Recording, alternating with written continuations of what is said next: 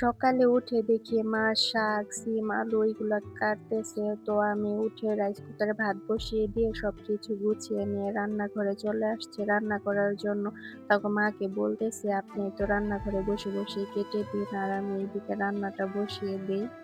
আজকে আমি এই তো মূলা শাক রান্না করব, শিম আলু দিয়ে, রুই মাছ দিয়ে রান্না করব, মূলার ডাঁটি দিয়ে, ছোট মাছ দিয়ে রান্না করব, ডিম ভুনা করব আর মোচা ভাজি করব। তো এই তো মূলার ডাঁটিগুলো আমি এইভাবে ছিলে সবসময় রান্না করি, কারণ মূলা কিন্তু এখন সিদ্ধ হতে চায় না, আর এইভাবে বেছে রান্না করলে খুব সুন্দরভাবে সিদ্ধ হয়ে যায়।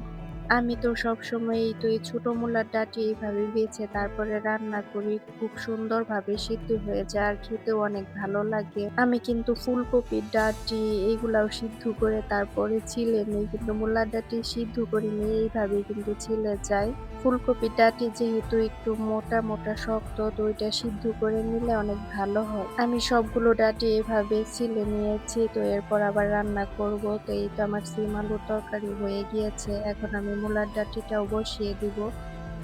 প্রথমে মসলাটা খুব ভালো করে কষিয়ে এখন এই তো ছোট মাছগুলো দিয়ে দিচ্ছে। ছোট মাছগুলো সামান্য একটু কষিয়ে উঠিয়ে রাখবো, নাই ছোট মাছগুলো ভেঙে যাবে। ছোট মাছগুলো উঠিয়ে মূলা দিয়ে খুব ভালো করে কষিয়ে এরপর ঝোল দিয়ে এর উপরে মাছগুলো দিয়ে দিব।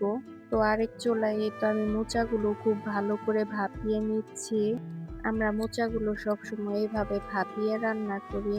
কারণ মোচার মধ্যে কিন্তু অনেক কষ থাকে। ওই কষের কারণে কিন্তু মোচাটা ভাপিয়ে না রান্না করলে ভালো লাগে না খেতে। ছোট মাছ দিয়ে মূলার ডাঁটিও এখানে হয়ে গিয়েছে প্রায়। এখন এটাও নামিয়ে নিব। এরপরেই তো ডিম ভেজে নিচ্ছি। এখন ডিমগুলো আমি সুন্দর করে ভুনা করে নিতেছি। এরপরেই তো ডিমও খুব সুন্দর করে আমি মসলাটা কষিয়ে ডিমটা ভেজে এরপরেই তো দিয়ে দিয়েছি এর মধ্যে। এই তো আমার সব রান্নাই এখন কমপ্লিট। এখন মোচা ভাজবো।